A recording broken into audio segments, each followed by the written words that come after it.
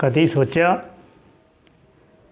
कि अंग्रेज़ जिहड़े आ वो सिखां दे दुश्मन किद्दां बने, सिखां दे दुश्मन अंग्रेज़ किद्दां बने, ये क्यों बनया इदां, कारण की ही?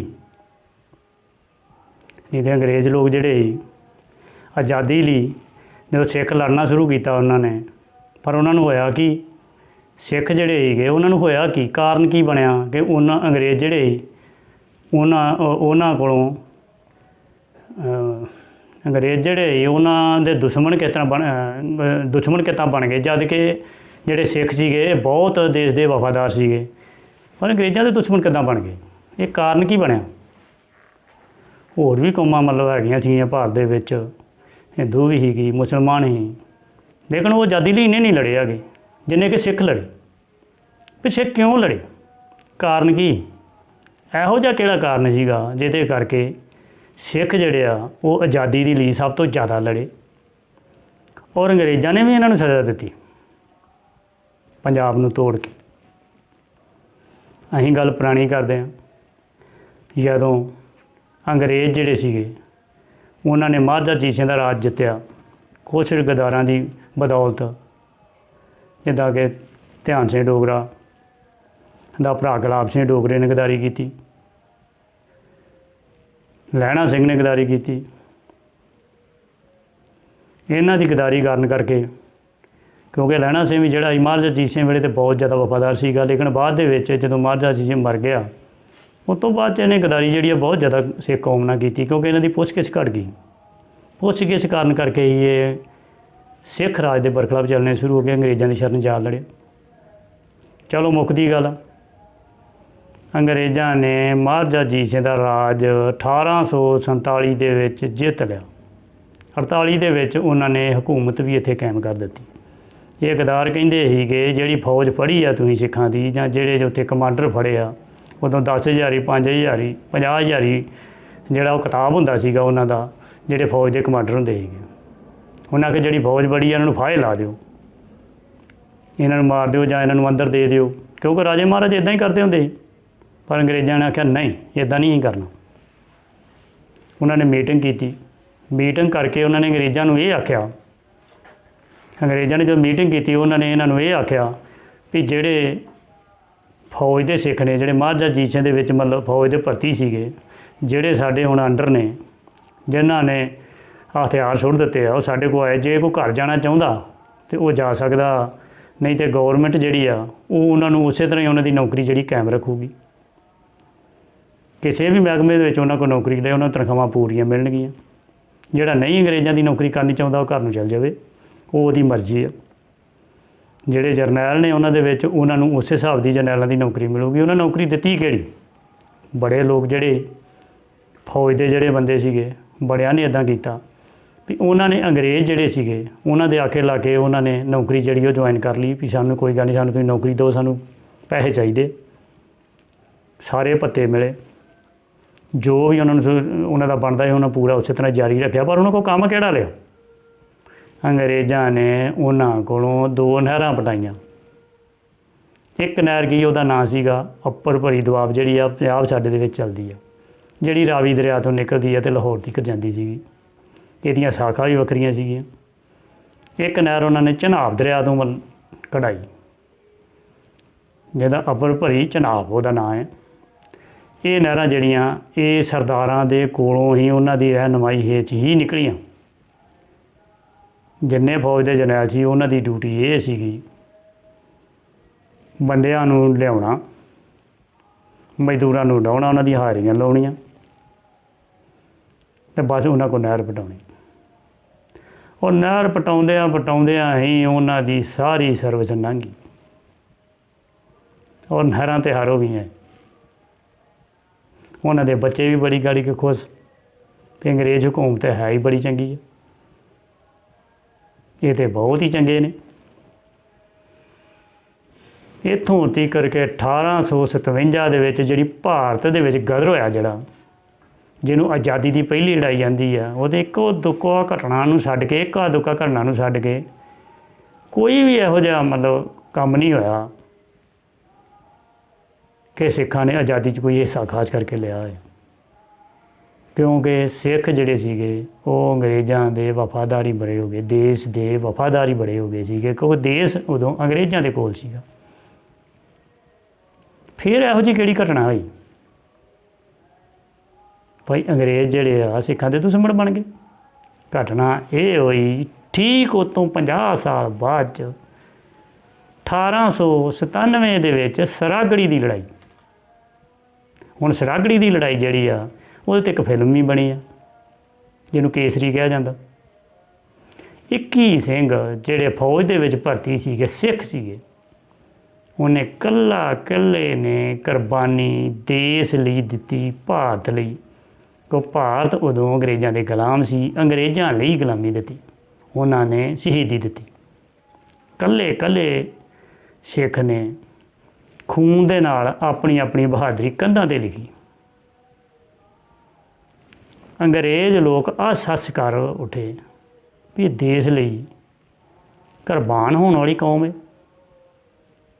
ਉਹਨਾਂ ਦੇ ਦਿਮਾਗ 'ਚ ਉਹੋ ਹੀ ਗੱਲ ਆਈ ਜਿਹੜੀ ਅੱਜ ਵੀ ਆ ਰਹੀ ਆ। ਔਰੰਗਜ਼ੇਬ ਦੇ ਵੀ ਵੇਲੇ ਆਈ ਸੀ। ਔਰੰਗਜ਼ੇਬ ਨੇ ਸੋਚਿਆ ਵੀ ਸਾਰਿਆਂ ਨੂੰ ਮੁਸਲਮਾਨ ਬਣਾ ਲਈਏ, ਸਾਰੇ ਹਿੰਦੂਆਂ ਨੂੰ, ਪਰ ਉਹ ਵੀ ਕਾਮਯਾਬ ਨਹੀਂ ਹੋਇਆ। ਜਿਸ ਤਰ੍ਹਾਂ ਹੁਣ ਮਤਲਬ ਹਿੰਦੂ ਜਿਹੜੇ ਆ ਉਹ ਸੋਚਦੇ ਵੀ ਇਹ ਸਿੱਖ ਜਿਹੜੇ ਆ ਵੀ ਹਿੰਦੂ ਬਣ ਜਾਣ।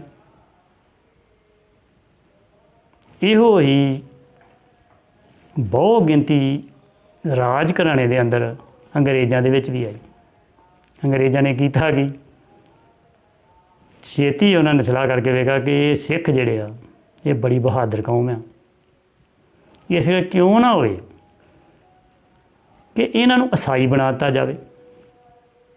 ਔਰ ਸਿੱਖ ਜੇ ਈਸਾਈ ਬਣਨਗੇ, ਫੌਜ ਦੇ ਵਿੱਚ ਲੜਨਗੇ, ਤਾਂ ਈਸਾਈਆਂ ਦਾ ਨਾਂ ਜਿਹੜਾ ਵਰਲਡ 'ਤੇ ਹੋਊਗਾ, ਕਿਉਂਕਿ ਜੀਨਸ ਇਹਨਾਂ ਦੇ ਉਹ ਹੀ ਚੱਲਦੇ ਆਉਂਦੇ ਜੋ ਪੰਜਾਬ 'ਚ ਨੇ।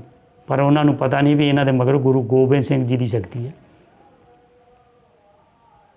ਇਹ ਆਪਣੇ ਧਰਮ ਨੂੰ ਮੰਨਦੇ, ਕੁਰਬਾਨ ਤਾਂ ਹੀ ਹੁੰਦੇ ਆ ਦੇਸ਼ ਲਈ। ਇਹ ਅਨਿਆਂ ਲਈ ਆਪਣੇ ਦੇਸ਼ ਲਈ ਕੁਰਬਾਨ ਹੋਣ ਨੂੰ ਕਾਹਲੇ ਰਹਿੰਦੇ ਆ, ਪਰ ਉਹ ਇਹ ਗੱਲ ਨੂੰ ਭੁੱਲ ਗਏ। ਉਹਨਾਂ ਨੇ ਕੀਤਾ ਕਿ ਉਹਨਾਂ ਨੇ ਨਵਾਂ ਖਾਲਸਾ ਕਾਲਜ ਜਿਹੜਾ ਉਦੋਂ ਖੁੱਲ੍ਹਾ ਸੀਗਾ, ਉਹ ਖਾਲਸਾ ਕਾਲਜ ਦੇ ਵਿੱਚ ਉਹਨਾਂ 3 ਸਿੱਖ ਪਹਾੜੇ ਦੇ ਜਿਹੜੇ ਉਹ ਤਿਆਰ ਕੀਤੇ।